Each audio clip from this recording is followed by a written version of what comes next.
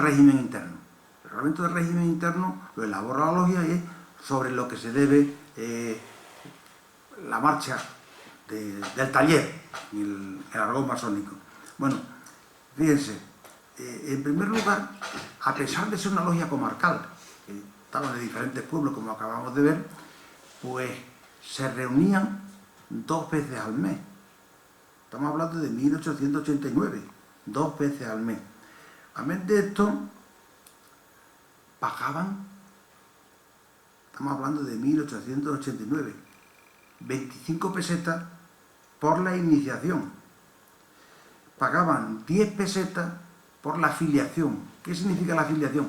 Pues alguien que procedía, por ejemplo, de la Paz Augusta y que se iba a residir a frenar la higuera la Real y se afiliaba. 10 pesetas. Pagaban por aumento de salario. Aumento de salario significa ascender de grado. Entonces pasabas del grado 1 al grado 2, pues habías de pagar 5 pesetas. Si llegabas al grado 3, que era muy importante, que era el grado maestro, pagabas 10 pesetas. Y de cotización mensual pagaban unas 50. Pues bueno, en un momento que la masonería era mesocracia, clases medias. Y muchos de los pueblos, de los masones de los pueblos eran albañiles, carpinteros, pintores. Pues ganaban entre 2,50 y 3. ¿Cuánto habían de pagar? 10 días de salario para pagar los derechos de iniciación. El salario de mediodía para la cotización mensual. O sea que no cualquiera podía ser masón. Bueno, esto no tiene mayor importancia que porque lo supieran, ¿no? Porque la logia Espronceda 69 de Almendralejo, que tuvo una corta vida. También los problemas de régimen interno le dieron un par de años de vida y lo constituyeron 18 hermanos. Bueno, esto también es interesante porque esta es una carta patente o constitutiva. En cabeza del buey se estableció un triángulo y esa es la carta constitutiva que lleva el título de Valle de la Serena. Un triángulo, no tiene mayor, pero sí tiene el interés ese. A 1 de agosto, el 5 de agosto de 1883, hubo en España una conspiración republicana que fue totalmente inofensiva, no hubo derramamiento de sangre. Se reunieron en la plaza de Minayo, se quedaron descolgados porque no siguió nadie el pronunciamiento y se fueron a la frontera de Portugal. Y cuando por la tarde se enteraron de que no había los se sumaba, pues efectivamente se centraron en Portugal. Y no fueron bien recibidos, yo lo he discutido en algún simposio internacional, por los masones portugueses. No los trataron demasiado bien. Entonces, yo le he consultado en el Archivo General Militar que está en Segovia, he consultado el legajo y un legado. No se pudo demostrar que los masones estuvieran implicados en que la ultraderecha, los ultras, inmediatamente asociaron el pronunciamiento militar con la masonería. Es verdad que hubo masones, como lo vamos a ver, que estaban implicados, pero no la logia. Es más, el venerable no sabía nada. Pero ellos, la ultraderecha, los ultracatólicos, había entonces una asociación republicana, la Asociación Republicana Militar, ARM, la secreta, y que confundía con masonería. Por antes hemos dicho las diferencias, la que hay, la confusión que hay entre masonería y sociedades secretas. Ahí está Serafín Asensio Vega, era teniente coronel, lagunero, había recibido la medalla de San Fernando, había sido un héroe de la guerra carlista, era de la Parra, tenía algo simbólico lagunero. Pedro Marín de Bernardo, que era comandante y que estaba en el gobierno militar, Bonaventura Camacho también, estos eran tenientes. Y ahí ven ustedes a Rubén Lanta Coronado, que se implicó al final, lo informaron al final, porque era el jefe de los republicanos de Granada. Regino Izquierdo, que se implicó porque estaba haciendo de alcalde. En agosto, el alcalde estaba de vacaciones y él era teniente alcalde. Y ahí está el único paisano, que era Vicente Martínez Vaz, que era un industrial. Bueno, no se llamó, nada más que provisionalmente Nueva Crónica.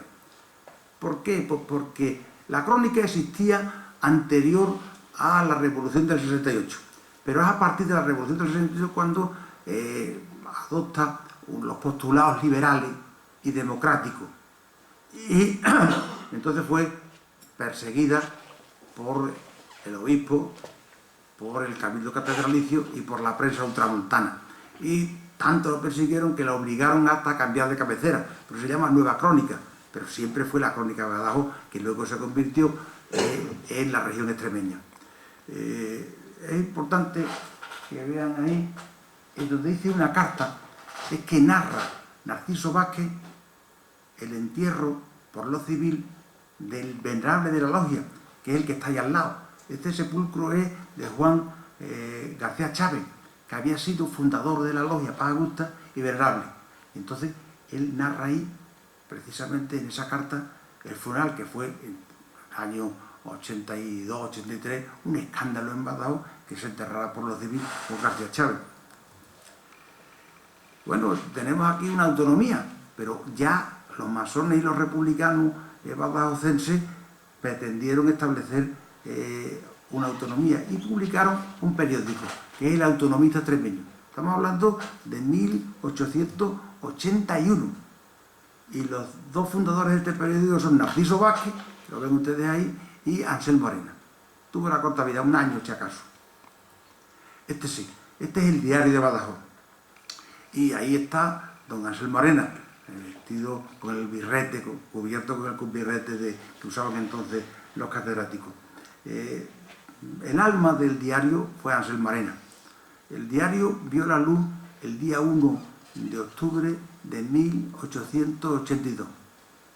Y 3 meses más tarde, en marzo, 3 o 4 meses más tarde, el avisador, que ya existía, para enfrentarse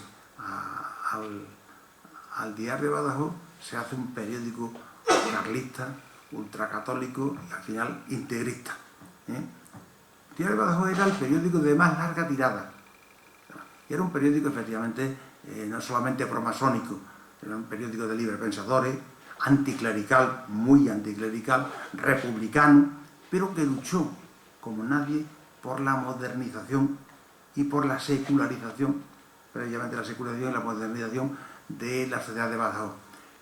Hicieron campañas muy importantes, por ejemplo, por la enseñanza laica, y también porque se estableciera el Monte de Piedad en Badajoz, o también la Escuela de Arte y Oficio, que ya el avisador se encargó de objetivarla, de decir, cuidado que esto es una obra masónica.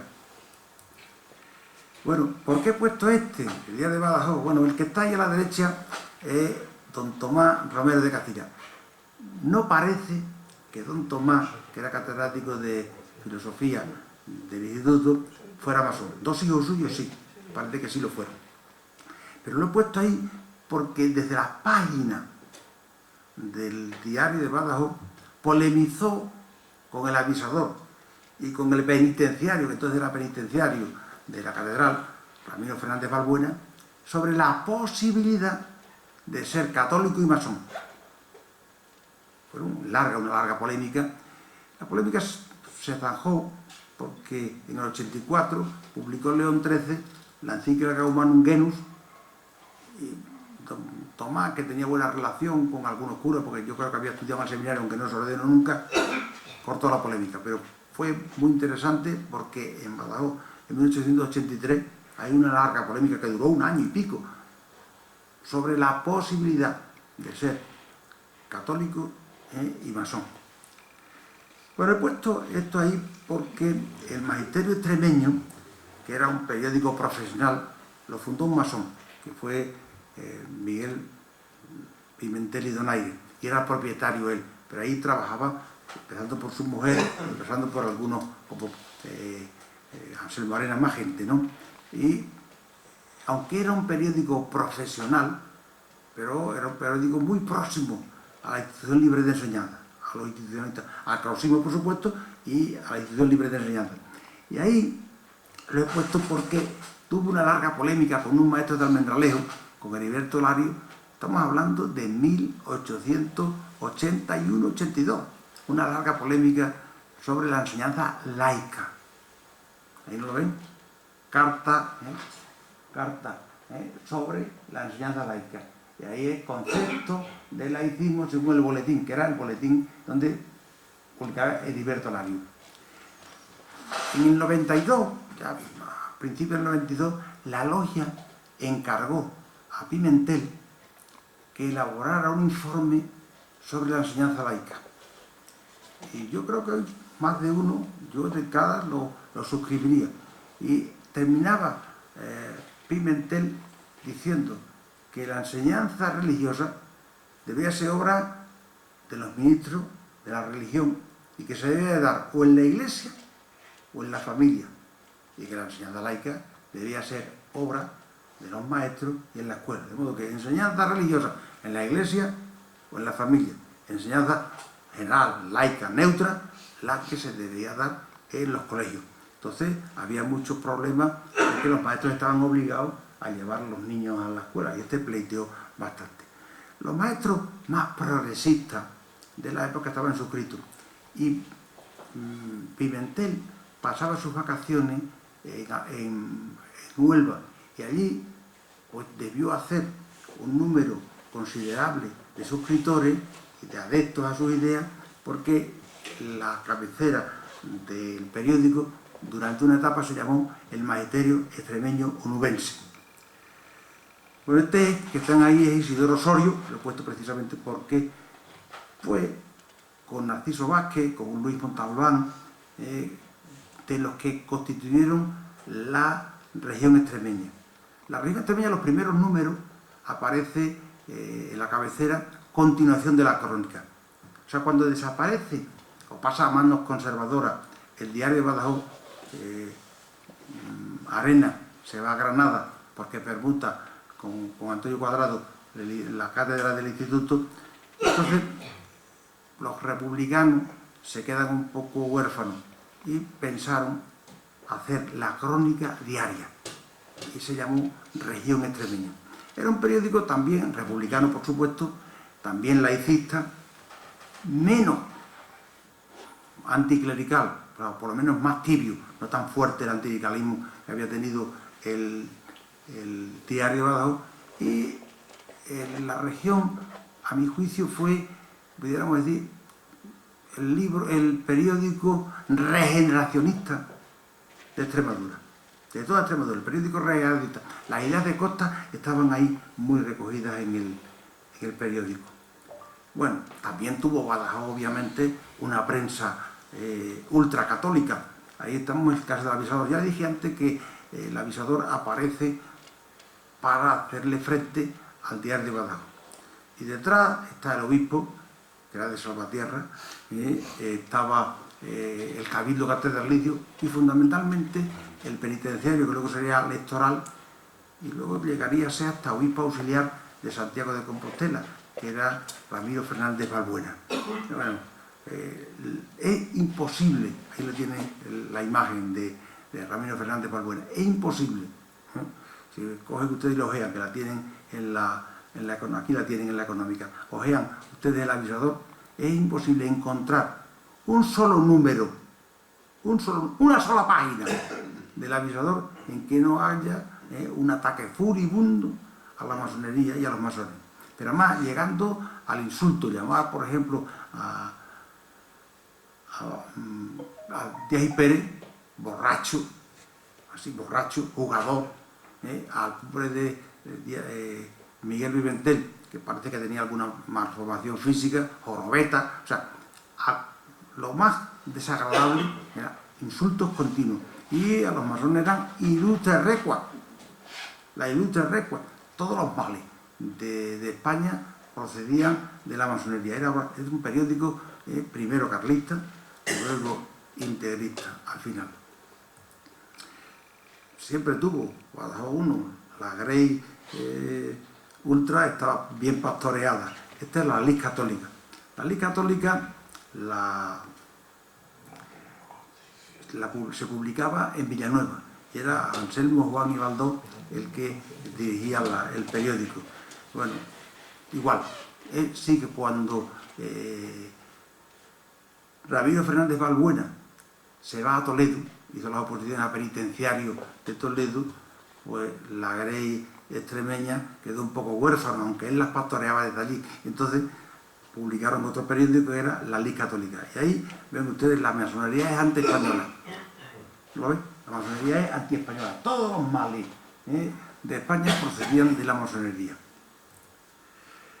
Bueno, este tiene el interés, si quieren, que se publicaba en mi pueblo. Lo publicaba un maestro que tenía 23 años, 22 o 23 años. Juan Tous. Es impensable que un maestro de 22 o 23 años publicara esto. Estaba el obispo detrás, estaba el cabildo catedralicio y había fuerzas poderosas que sufragaban esto. Este es el Liceo de Artesanos. Este de nuevo tenemos ahí a don Isidoro. Isidoro no está ahí enterrado. El ayuntamiento concedió ese solar para que edificaran ese mausoleo a don Isidoro, que murió precisamente dentro de unos meses, hace 100 años, en el 18, y le hicieron esto. Pero la familia, inexplicablemente, no sé por qué, exhumó los restos mortales de don Isidoro y los llevó al cementerio católico. Isidoro fue el alma del Liceo de Artesanos, y amén de esto era el director de la región extremeña. Y el Liceo Artesano, yo lo he estudiado, fue un lugar de convivencia de los menestrales, los artesanos de Badajoz, pintores, albañiles, carpinteros, y era un lugar de convivencia donde, amén de leerse, podía leerse la prensa, pues había recitales musicales, zarzuelas, o sea que era un lugar, y obviamente también un lugar de esparcimiento republicano. Bueno, así como hemos visto antes las logias que tuvo Badajoz, los triángulos. En el siglo XX Badajoz solo tuvo dos triángulos, uno en Badajoz, en Renovación, y otro en Mérida.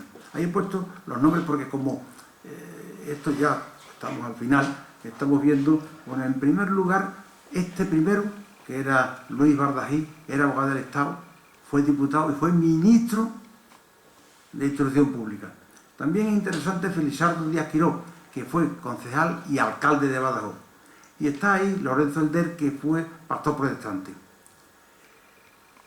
Ahí joven nieto, porque lo he puesto porque luego lo veremos. Fue fusilado. Está Vázquez Lemus.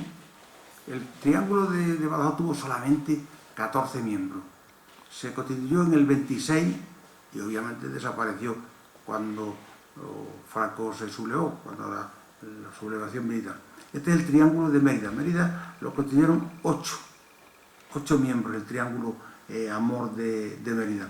El presidente no se llama Venerable, el presidente era Cervantes, y el secretario era Ganza. Y a mí, estamos terminando, a mí me impresionó cuando leí un manual del aprendiz masón, esta máxima decía: el fanatismo político conduce a los hombres a los mayores excesos.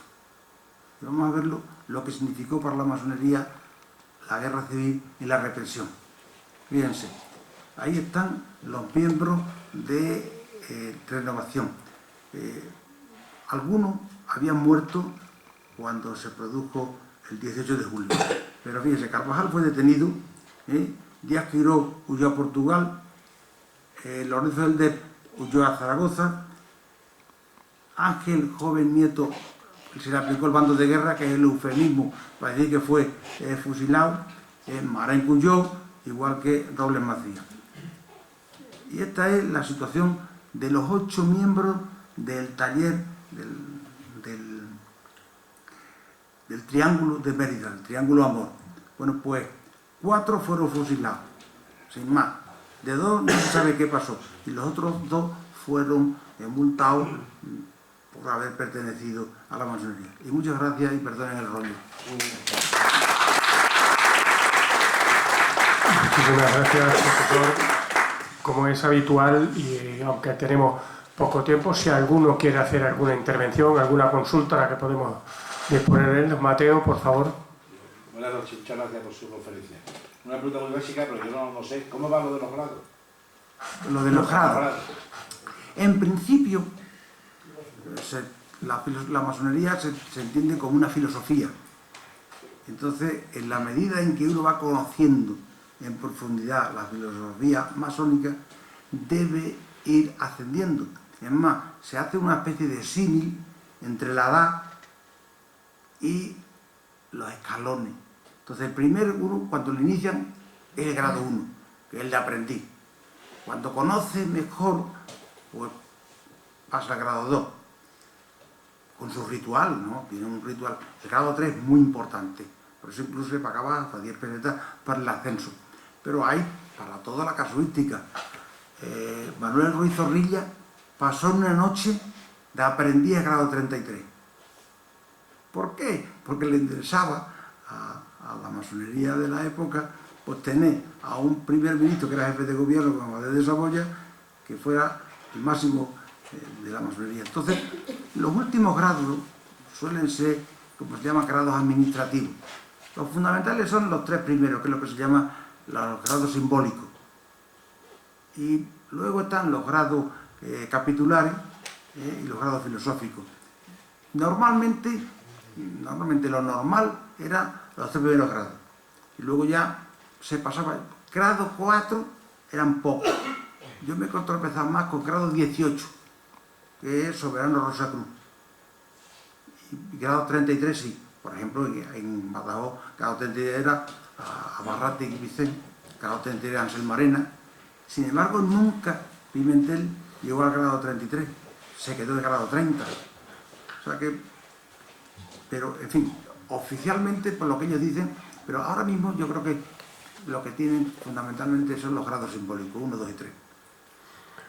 Sí, si me permite, ahora mismo, Antonio, a título de curiosidad, la sala, igual que la sala de la biblioteca de esta Real Sociedad, tiene el nombre de Emilio Barredo, que es un médico que donó los primeros libros para disposición pública, ya por 1868, hasta el 70-71 que se abrió. La sala de investigadores lleva el nombre de Narciso Vázquez Lemus, que fue bueno, pues un proclive socio y además un gran benefactor de la sociedad. Don Antonio, por favor. Sí, en esa línea quería hacer la pregunta. ¿Había una relación entre la económica y las logias de actividad? Tuvieron la deferencia de invitarme cuando se conmemoró el segundo centenario de la económica para que yo hiciera un artículo sobre los miembros de la masonería y la sociedad económica. Jugaron un papel muy importante, muy importante. Y amén de que jugaron un papel muy importante, los miembros, no me acuerdo cuántos fueron, ¿no? Fueron un montón, ¿no? Yo, ¿Cuántos? 20, ¿cuántos? 18. Yo no me acuerdo, 18, 20, don Manuel. No me acuerdo. 18, pero está ahí en el libro del Bicentenario de la Económica, está, y jugaron, amén del número, que fue significativo el papel que jugaron. Hemos dicho antes, el Monte de Piedad y la Caja de Ahorro fue obra de ellos. Y bueno, se preocuparon de conferencias. Federico Abarretti fue vicepresidente presidente. Llegó a ser presidente, director entonces de la económica, director. Luego hubo un golpe bajo que aprovecharon las fuerzas conservadoras, que también había aquí fuerzas conservadoras, ¿no? Para quitarse del medio. Y se lo quitaron del medio a Abarretti. Sí, jugaron un momento. Por favor. Sí. Quizás fue la utilización que se hizo por parte de esos masones de Abarretti y tal, al haber tumbado primero su reglamento de la caja del Monte Piedad por parte de la Iglesia, utilizaron la económica para poder definitivamente ser el embrión del Monte Piedad. No me he enterado bien. Vamos a ver, que... según he leído yo un poco, bueno, hubo bastantes problemas con la fundación del Monte Piedad. Es que fue muy largo, ¿eh? Sí. Fue muy largo. Y sobre todo por parte, estuvo en contra, aparte de la iglesia, de los bispados y tal. Entonces, fue una manera de organizar por parte de la masonería a través de la económica y poder influir más en la fundación del monte. Bueno, está aquí un hombre que fue la cabeza del Monte de Piedad.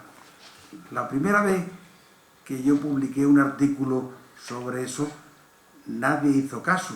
Y yo creo que todavía, ya se ha disuelto, ya está otra cosa, ¿no? Pero nunca han querido reconocer que los orígenes del Monte de Piedad fue obra de la masonería. Y efectivamente, las campañas que llevó a cabo, en primer lugar, ya constituido con los estatutos, el periódico promasónico Diario de Badajoz, incluso un periódico que no era promasónico, que era republicano, que era La Coalición, también luchó bastante, y luego la Iglesia se apoderó, y cuando abrió sus puertas en 1902, a primeros de enero de 1902, cuando abrió las puertas, ¿no?, ya se olvidaron de sus orígenes. Es verdad que ya no existía la logia Pajagusta y la mayor parte de los masones habían desaparecido, pero se apoderaron de ellos y obviamente los patrimonializaron, pero el origen fue obra de la masonería. Y bueno, cualquier cosa que significara innovación y progreso levantaba la suspicacia de la sociedad bien pensante extremeña, cualquier cosa. Entonces, cuando se quiere establecer una cosa muy necesaria y muy conveniente, una escuela de arte y oficio, pues inmediatamente, ¿quién lo dice eso? ¿El Diario de Badajoz? ¿Quién lo dice? ¿Los republicanos? Obra masónica. Es una manera de descalificarlo, de callarlo. Yo ahí perdón, sí, por favor, don Miguel Ángel. Alberto Merino de Torres fue masón. Yo no fue lo secretario de la Económica y alcalde de Badajoz y director del Nuevo Diario de Badajoz. El Nuevo Diario de Badajoz era todo lo contrario de masónico, Sí. Porque efectivamente Anselmo Arena, cuando se trasladó a Granada, lo vendió y pasó a manos conservadoras. Y por eso aparece la región extremeña, que es la continuación de la crónica, pero porque había desaparecido el Diario de Badajoz. Yo no lo tengo. De todos modos, yo he dicho que eran 300 y pico, podían ser llegar, sumando los masones de la Segunda República y los de la diáspora, podían llegar a 400 y pico. Pero en fin, cabe decir que todos los que yo tengo son masones, pero hay muchos, algunos, que posiblemente lo fueran, pero yo los tengo. Nosotros, los que trabajamos en este tema, para decir que alguien es masón tenemos que saber en la logia que se inició, el simbólico que tenía y el grado que alcanzó. O sea, que unos datos. Este era masón, pues, era un achaque muy fuerte, decir, este es masón. Pues bien, no sé. Sí, alguna... ¿No? Sí, don... No, muy breve. En la caja, debe haber un cambio importante. Sabiendo que era Fundación Masónica, sin embargo, el primer presidente era obispo y el Consejo de Administración se reunía al toque de oración, que era una cosa estrambótica. Debe haber ahí una especie de golpe de Estado para cambiar de tema directamente al obispo. No, yo lo que sostengo es que los orígenes fueron la logia Pajagusta y los miembros de la Pajagusta. Con el estatuto lo elaboraron en la logia Pajagusta dos cóspicos miembros de la Pajagusta, que eran Anselmo Arena y Miguel Pimentel. Y que fueron los masones los que presionaron con campaña publicitaria durante mucho tiempo para que se estableciera en Badajoz un Monte de Piedad y una caja de ahorro. Pero desde 1881 hasta 1902, que me parece que ya no me acuerdo, 1902, sí, el 12 de febrero. ¿Cuánto es? El 2 es, la fundación, perdón, 1889, ¿no? Fundación Sí. por la Sociedad Económica Amigos sí, del País. pero bueno, 1880. La Real Orden es de 1889. Sí, pero que el tema no es tanto. ¿Cuándo abre al público? En cooperativa parece ser 1902. 1902. Febrero de 1902. Entonces es una larga gestión. Es una larga gestión. En la calle Hernán Cortés, en la sede de la economía. Sí, sí, ahí. Es donde Fue la está la primera placa. sede operativa de Caja Badajoz. 1902. El 12 de enero de 1902. Entonces, el vuelco en el Lo leí en 81. un artículo además en el Hoy, Paco, que publicaba con motivo del centenario, es decir, en el 2002. En 1889 se produce el vuelco, porque Abarrátegui es descabezado como director de la económica, y a partir de entonces, pues poco más tarde es cuando ya interviene la Iglesia y ya se apodera, el obispo es uno del el presidente, uno de los consejeros de la caja, pero lo que yo sostengo, y he sostenido siempre por escrito, ¿no?, es que los orígenes, pues la logia Pajagusta y dos cospicos masones y la obra muy importante de Federico Abarrátegui, que era el secretario de la Diputación. Perdón. Está claro, pero ¿en qué momento alguien coge el proyecto y lo Es que doctores tiene la Iglesia y el doctor López Casimiro, por supuesto, sabrá más que muchos de los que estamos aquí, ha investigado mucho y tal.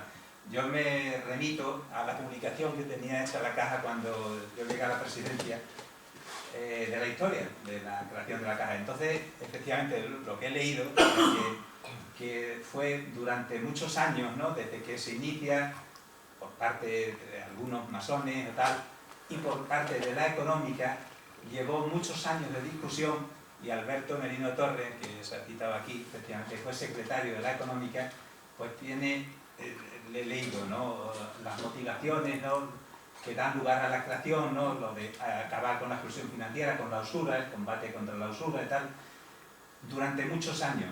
Y finalmente, en 1889, mediante Real Orden, pues se aprobó la creación de los estatutos, la aprobación de los estatutos del Monte de Piedad y Caja General de Badajoz por la económica, por la sociedad económica de Amigos del País de Badajoz. Sí, claro. El secretario era entonces Alberto Merino, y se cuenta, pues bueno, todo lo que fue el proceloso proceso para la aprobación de los estatutos, ¿no?, durante largos años.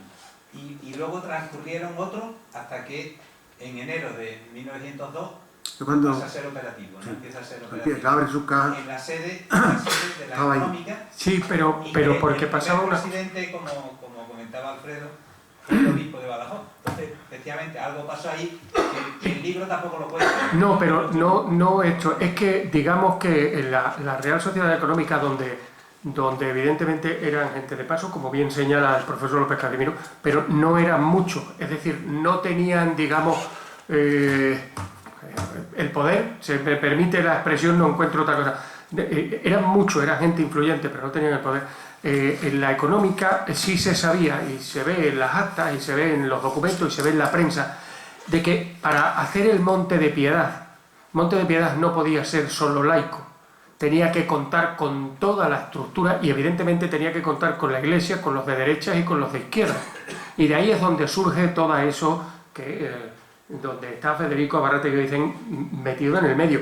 Es decir, ahí hay unos cambios porque hay que integrar a todo el mundo, porque el monte no podía salir si no contaba con la Iglesia, si tenía la Iglesia en contra. O sea, es decir, que ahí premió lo práctico, eso. Y sería muy interesante, y hay un trabajo extraordinario, si fue, en efecto, descabezado, lo quitaron, le aconsejaron que se fuera, él mismo se fue, se quitó, o sea, todo esto. La prensa. Pero la idea era que aquello tenía que salir con toda la gente juntos.